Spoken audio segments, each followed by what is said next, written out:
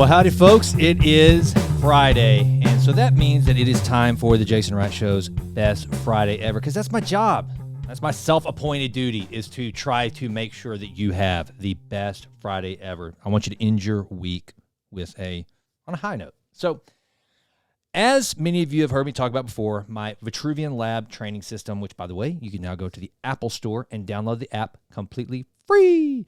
It won't cost you a thing. And once you join, you'll be able to look and see the catalog of courses that I'm offering, everything on mindsets, immune-centric health, mindfulness, all these cool things that they're courses developed to help you improve always in all ways. And so one of the courses that I'm about to add to the catalog is one on mindsets. I already have a one-day portion there that's a part of the 6-week Vitruvian Challenge, and it's actually the very beginning of the 6-week Vitruvian Challenge. That's how important I think having the proper mindset is. And so let's just real quick explore the different mindsets.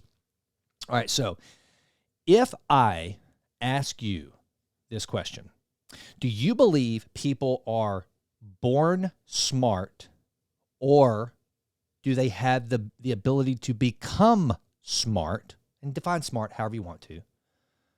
Which is it? Do you believe people, or is that intelligence is something you're either born with or you're not? What about coordination as it relates to athletics and that sort of thing? Are you someone who's just born with athletic prowess or not? Okay? Now, that's just two very simplistic questions, and here are here's where you may fall and where your mindset might be based on your answer to those questions. If you are someone like me, whenever I was much younger, and you said, look, you're either born smart or you're not. You're just one of the smart kids or you're not. Either you're one of the kids that gets put at the gifted and talented table, which I was never at that table, or you're not. And that's who you are. That's it. That's it. That's a fixed mindset. Okay. Either you're a good athlete or you're not. Doesn't matter. And if you're the one that says that, yep, you're just either born with it or you're not, well, that's a fixed mindset. Now, the growth mindset person says, you know what? I believe with hard work, with the proper strategy and the proper discipline, then yeah, you can make good grades. And that's the thing too, with the fixed mindset person, they're all about the grade. And here's why. If you're someone with a fixed mindset, then you're someone that your identity is wrapped up in your performance. And this causes all sorts of limiting beliefs throughout the course of your entire life. I'll give you a great example of mine, for instance. So, I was a journalism undergrad major. Now, was I a journalism major because I wanted to write for the Washington Post or the New York Times? No, not at all. Here's the reason why, and I know a lot of you can understand this. You can relate to this. The reason why I was a journalism major is because of why? That's right. I know some of you filled in the blank. I didn't have to take as much math. Now, sure as hell didn't have to take statistics. So guess what? Yeah, journalism looks pretty good. Don't know what I'm going to do with it. So I automatically limited myself by saying, I'm not good at math. And that one determining factor, that mindset of, I'm not good at math. And you're either good at math or you're not. As opposed to, I'm not that good at math, but I can get good enough to make good enough grades to get into a major that might lead to a career that I really want. That's what the growth mindset would have done for me back then, but I was steeped in a fixed mindset. And so I'm doing this research because I'm going to develop an entire course on the growth versus fixed mindset. So I hope you'll check that out. And I was doing some research on Carol Dweck's work. Dr. Carol Dweck, she's a Stanford professor that basically pioneered this entire study. She's just a rock star. And what set her on this course was she wanted to know why people and how people dealt with failure. That's where this all started. She's like, I wanted to research people's reactions because we deal with failure in different ways, right? Some people, like Zig Ziglar, he used to always say that failure is an incident, not an identity. And what Carol Dweck knew was that some people Whenever they fail at something, whether it's a test, whether it's a job, they get fired, a divorce, whatever the case may be. For some, it's a life-defining moment, and that's it. Their identity is, I'm a failure. But there's others that seem to take on failure with almost like, well, now I know what to not do again. I mean, for example, the famous story about Thomas Edison, whenever his factory burned down. He obviously had an incredible growth mindset, because as he looked at the building burning, someone came up to him and said, "Oh my gosh, Dr. Edison, all that work up in flames." And he said, "I know, all of our mistakes have gone up in flames." And then whenever I think it was like, when people would talk about how long it took him to develop the incandescent light bulb, he said, "I didn't figure out just one way to make a light bulb. I figured out 100 ways not to make a light bulb." You see, with each failure, he looked at it, instead of as a failure, he looked at it as education. That's another thing that Dr. Dweck talks about in her study. She early on when she latched on to this idea to study these different mindsets, and again, it wasn't even a term that she had early on in her studies. She was still just trying to figure out what makes some people fail and not fail and how they react. She brought these children in and she had them try to work jigsaw puzzles. And she noticed two drastic differences in the approach from some of the children. She said some of the kids would look at the puzzle and see how challenging it was, and they would try it, and they would be just almost sweating. You could tell they were really struggling through it. But as they finally got through it, she said, "Would you like another puzzle, a harder one?" And they'd be like, "Oh yes, I want to try it. I want it. I want to do another one." Even though they had just gotten through this painstaking one. The others would go, "No, I'm out." They wouldn't want the other puzzle. Excuse me. What she was watching in real time was a fixed mindset versus a growth mindset. And here's what she realized. One of the students, or the kids, they were looking at doing this puzzle as either performing or succeeding or failing. The other kids that were enthusiastic about bring it on, the harder, no problem. It wasn't a task for them. They weren't just doing some exercise that some, grown-up was asking them to perform. They were learning. And that's the difference. They had made it a learning exercise. So anyway, excuse me. I'm reading some of her work this morning, and I came across this passage. And the thing that you got to understand about having a fixed mindset is, I mentioned it to you, it's why I became a journalism major. And the thing that's really resonating with me as I do this research, and why I cannot wait to get this course completely developed and up in the Vitruvian Lab, so that anyone that wants to take it can start to explore what kind of mindset they have and start to correct course and go from a fixed to a growth mindset, is this. There are so many limitations that a fixed mindset can bring about. There are things that a fixed mindset person simply will not try. Because again, they base their identity on the outcome of the situation. And so what'll happen is they won't even take chances. They won't even explore ideas and things that might lead to incredible opportunities, because they may fail. And I know I'm this guy. I am that guy. I have to overcome still, even though I think I've got moved more into the growth mindset category with a lot of hard work and a lot of failure and a lot of limiting beliefs. But I think a lot of people, they're still there. And so I'm reading her research, and I want to see if this resonates with you, and kind of how we're organizing society right now. And this book was written, I think, I want to say 16 years ago. The first edition of it, I think, maybe not that long. It was I think it was 16 years ago. So what's going on in society right now and all the things, and I'm not going to point, I'm just going to let you infer what you will from this, whether a fixed versus a growth mindset is being exhibited in society at large. And then I'd like for you to ponder what we do about it in our own lives. Okay, so she first tells the story about this, and this is from her book Mindset that I highly recommend everyone read. And if you decide to take the Mindset course, actually, if you take the 6-week Vitruvian Challenge, I think I have a PDF version of the book that comes with the course at no charge. So if you decide you want to take the class, you can also get that book. But anyway, she tells a story about this lady that's just come out of the opera. It's a wonderful night. She's standing out on the street corner trying to catch a cab. It's in New York or some big city. Maybe it was Chicago. And she's thinking to herself, oh my gosh, there's no way. I mean, I have no better chance of getting a cab than any of these other people. And just as she's thinking that, I mean, I'm just I'm at one in a sea of faces. There's no way I'm going to get a cab, when all of a sudden a cab pulls up.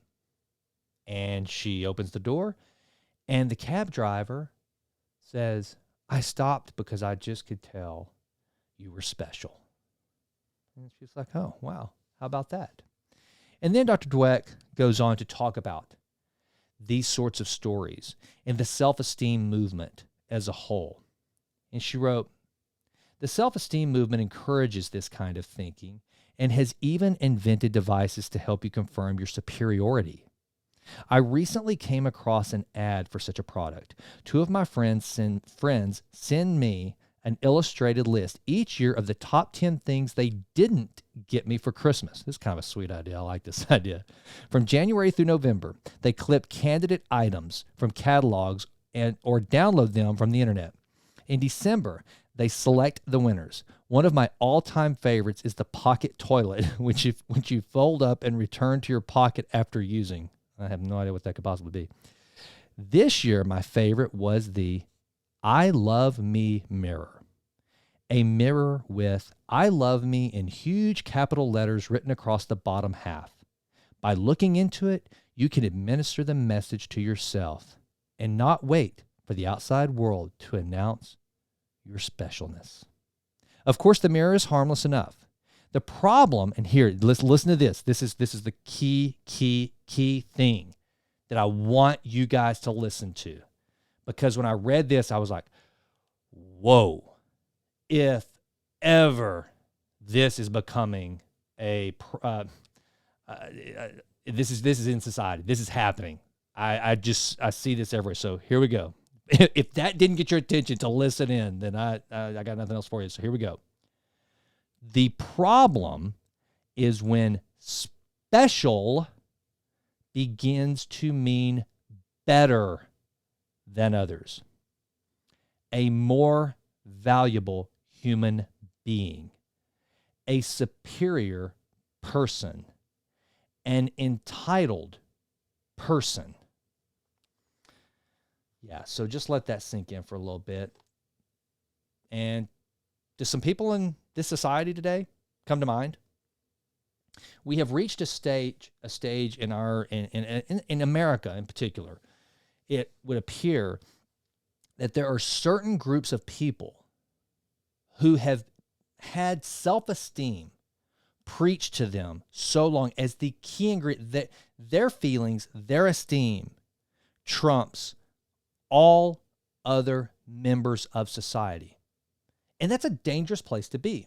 And what happens is when you have a fixed mindset, that's what you run the risk of adopting, is these type of ideas. Because what you think is that whatever intelligence you have to prove that amount of intelligence every single time because it can't grow. It's fixated. It's done. So each and every time, and this will make you not want to try something hard. You won't put your hat in the ring for a tougher assignment because you're like, I only have so much ability. It's fixed. Whereas the growth mindset person will be like, I know that's over my head, but I believe I can adapt. I believe I can learn. I believe there's strategies I can deploy to get better. Okay, but if you are of that fixed mindset, you think this is as good as I am. And so then it becomes you against the world. And the thing is, the world's pretty tough. You know, that one time, I can't remember what philosopher actually said this, but Don Draper said it. He's talking to these beatniks one night at one of his mistress's apartments, and they were talking about the universe, some woo something or another, and Don Draper looks at him and says, "The universe is indifferent."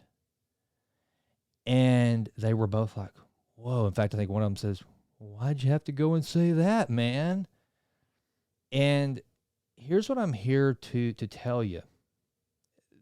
By and large, the universe is sitting there in indifference.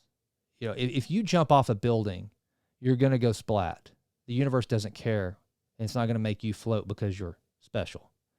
All right? So having a fixed mindset, it runs the risk of having you constantly come up against unnecessary battles. Because here's the thing. I remember talking to this person one time not too terribly long ago, and she was talking about how she's a coach, and she said that what she does is she helps people find their truth and live in that truth. And this is something that's becoming kind of tricky, right? We hear about this, and don't worry, don't get scared. I'm not going to go into not going into any deep waters. Just don't worry. Just stay with me here. She was talking about how she helps people find their truth and live in that truth. And I had a question for her. I said, "Well, okay, that's cool. I dig it. What do you coach them on, or how do you coach them when their truth comes into conflict with another person's truth?" Now, I'm giving some leeway and trying to kind of broaden my thought perspective in the middle of this conversation out of respect for my friend, because here's the deal. Either something is true or it is not. And two people can have a debate over what is true and what is not. Now, you can't argue whether or not 2 + 2 is 4. It is. That's the truth. Although we live in a world where people will now say that 2 + 2 might equal 5. They think they can bend reality to their will. And as it relates to this conversation, I'm not trying to get in, again, I'm not trying to wade into any, culture wars or anything like that. I know that's what all of you think is coming. It's not. I'm sticking with the theme here of the risk you run of holding on to a fixed mindset. If you have this fixed mindset that things in your world you cannot grow, then you're going to have limiting beliefs. And what's going to happen is you're going to run the risk of becoming an idol unto yourself. You see, because whenever the universe that's indifferent or other people that hold different truths come up against your fixed truth of yourself that you may have created based on all of your experiences that have nothing to do with the rest of society's, then all of a sudden you're going to create this battle within the realm that you live in. And so by stepping out of that and having a growth mindset, then you can better realize that, hey, let's say that you have certain principles, which are far different than a truth. Again, I think that what we've done here in America in particular, again, I keep saying America because that's where I reside, and it's what I know the best about, and it's a society that I'm up closest to. We confuse truth with principles. You can say, I have a principle belief that X is true, Y is true, or this is how things should be, this is what this means. You can say that's a principle. Okay, that's your principle. But you can't call it truth. Your truth, if it's different than my truth, and it's different in both of ours. Let's say that your truth is different than my truth, and both of our truth, it has a delta from the actual truth. You say 2 + 2 is 4.5. I say 2 + 2 is 3.5. The reality is, the truth is 2 + 2 is 4. We are both wrong, right? So we are coming in conflict with a foundational truth. Now, as a matter of principle, I may say that my father always brought me up to stand my ground that 2 + 2 is 3.5. And by God, don't you ever let anybody tell you different. If that's what you believe, you hold to it. And that's a principle belief that I have. Okay, that's fine. That's your principle. You have for whatever reason, you have this principle belief that 2 + 2 is 3.5. But still, there is a foundational anchoring truth that 2 + 2 is actually 4, and you cannot change that. So what do we do when we come in conflict? If we're either going to live our lives like these people, thinking that we are superior because we are so fixated in our fixed mindset that the world must bend to our will because we are unable to grow. And so because of our inability to grow, we're constantly identifying ourselves with all of our failures or the resistance. We take rejection, an absolute truth. If an absolute truth does not line up with something that we hold dear, then we crumble, as opposed to being able to say, you know what? I can either learn to understand that truth, and I can live an existence that does not allow me to bow to that truth. And I'm not going to ask anyone else to bow to my individual truth. Instead of that, you're in this constant battle, because if you're fixated, you're constantly trying to prove yourself right, and you'll be like Don Quixote, finding wars and battles around every corner where they really don't even exist. And so as I read that this morning, I thought, man, it seems like that's what's happening in our society, is that we have individuals that have become so consumed with this fixed mindset and have been so identified with these different factors of coming up against certain truths that it's not enough for them to be special and have self-esteem, but they actually see themselves as better human beings. And anything that comes in conflict with that causes them to have great anger. You know, Zig Ziglar famously said that failure is an instance. It's not an identity. I think that's one of the things that a fixed mindset person suffers from the most. They identify themselves with failure. Failure's not a bad thing. In fact, neurologists say now that we need to make mistakes and we need to have failures. It's basically the only way the brain can truly develop. It will not fully develop without actually failing and coming up against resistance. We need that. And here's another thing too to remember, and that ties right in with a growth mindset. Viktor Frankl, who wrote Man's Search for Meaning, I talk about it all the time, and is the father of logotherapy. He famously said, if we cannot change our circumstances, then we must change ourselves. You see, they're going to, and the person that has the growth mindset, they're going to embrace this. They're going to say that if I have found myself in a challenging situation, socioeconomically, academically, every academic situation I was ever in was challenging, I assure you. Whatever the case may be, they're going to say, okay, I can't get this university to dumb down statistics for Jason Wright. I can't get them to do it, and it wouldn't be right to do it. I can't get this employer to ease up the workload for Jason Wright. It ain't going to happen. So what I have to do is I got to change Jason Wright. I got to up Jason Wright's game. Jason Wright's going to have to figure out some tips and some strategies to finally get through statistics, even if it nearly makes him cry like it did at SMU. But he's got to figure out a way, because he can't change his circumstance. He's got to change himself. That's what a growth mindset looks like. And let me tell you something. Again, you're looking at a guy who has had lots of limitations thanks to a fixed mindset. Let me ask you this. What about your relationship? You think you found your soulmate. You say, I do. You go on the honeymoon. Everything's great. Then all of a sudden, you live together and you start to realize that this person might not exactly be who you thought they were. They've actually got some human quirks. They've actually got some human traits that kind of bug you. They don't handle certain situations the way you thought they would. In fact, you learn about yourself. You may have some things that you don't handle properly. So what do? Well, if you've got a fixed mindset, then you say to yourself, well, this is it. Our relationship's as good as it's going to get, and it doesn't agree with me. You're out. Pop smoke. That's what a fixed mindset can do to you in a relationship. You think that that person cannot change.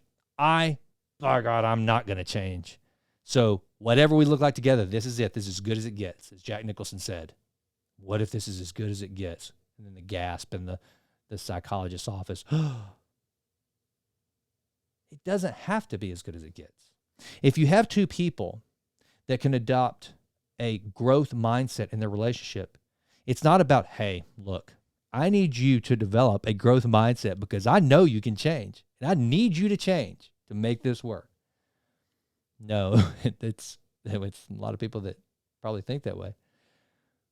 But what it is it's both of you sitting down and going, all right, wherever we are, we're not fixed. There is the opportunity for growth in this relationship. Let's figure out how we together, in unison, can grow. We're not fixed. All of this isn't set in stone. We're human beings. Look, let me tell you something. And if you say to yourself, no, look, Jason, I am who I am. She is who she is. Can't change it. Really? Because I don't think you came out of the womb walking. I don't think you came out of the womb talking, reading, feeding yourself. Matter of fact, I think probably somewhere around your early adolescence, you probably weren't driving a car. You probably didn't have to do algebra in 3rd grade. But all those things you learned, you figured out, you changed, you grew. You know why? Because as a kid, you don't learn until a certain age to judge yourself based on the views of others.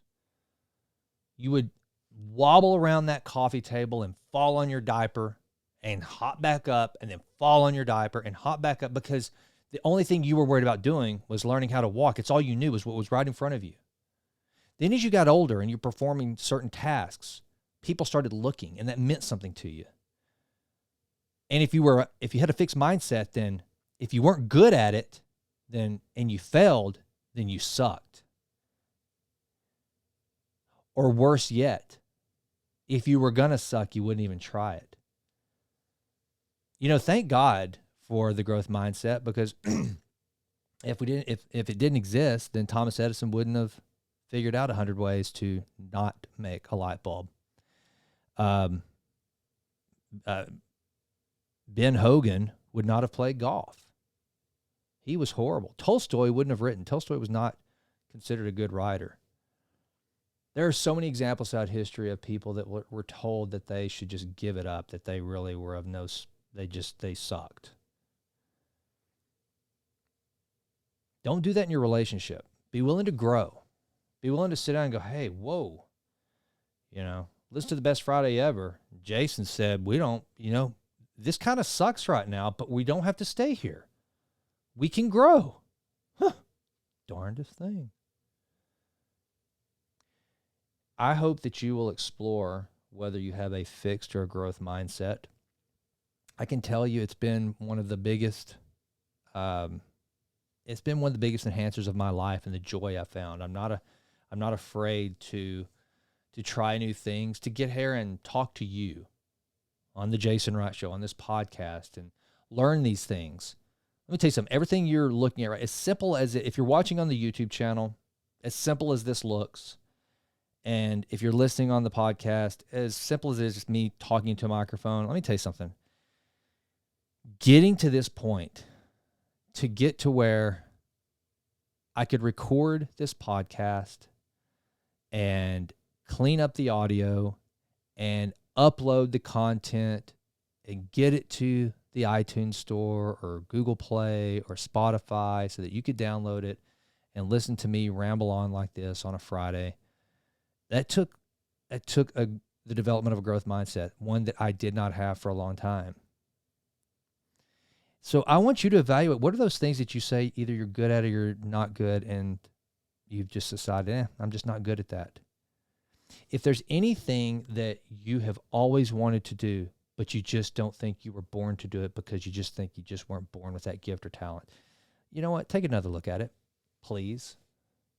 And if you're someone that you stay very frustrated because the world is not aligned the way you think it should be, that it's coming in conflict with your truth, stop and ask yourself, what if there is a greater truth that I'm completely ignoring? What if I'm not just trying to be accepted, but I'm wanting to be treated with superiority? I'm not just wanting to be treated special. I want to be treated as more special than the other humans. And so therefore, they all need to change. They all need to succumb to my perception of myself. If that's the case, then you might be living with a fixed mindset. And life is short. Life's short. We should always be growing.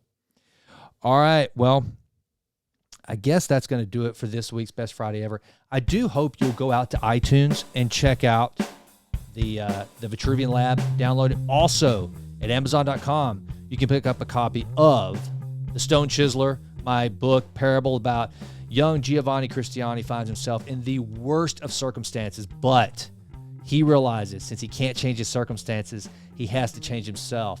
And he goes from being the stone chiseler to possibly a sculptor. You'll have to read it to find out. Also, please consider subscribing to the Vitruvian Letter. That's my newsletter where I just put in all the different things I'm looking at and trying to deploy to improve always and always. And until I see you again, I hope you'll do that very thing. I'm out.